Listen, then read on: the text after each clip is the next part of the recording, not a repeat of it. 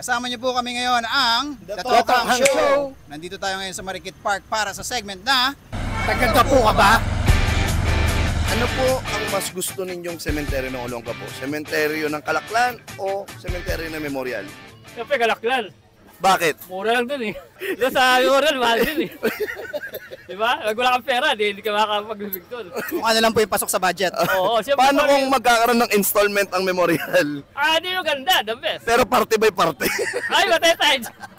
Saan tingin nyo mas nakakatakot na sementeryo? Yung sementeryo sa Kalaklan o sementeryo sa Memorial? Mas nakakatakot sa Kalaklan. Bakit po? Bakit po? Kasi mataas eh. Pwede kang high blood din. Pag lumindol, laglag lahat yun. Laglag.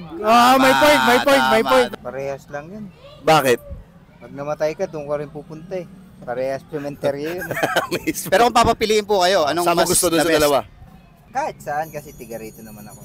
Basta Olongapo. Basta Olongapo. Ano ang mas nakakatakot? Sementeryo ng Kalaklan o sementeryo ng Memorial? Para sa akin, Memorial. Bakit? Kasi sabi nila sa akin, nung bata ako, sabi nung nung magulang ko, may mga, pag may mga pinapatay, dyan lang tinatapon basta-basta sa Memorial. Ooh, Yun yung kwento interesting. sa amin. What? So yan ang lumang taal noon? Parang! Pero di ko alam kung sa Bungero din yun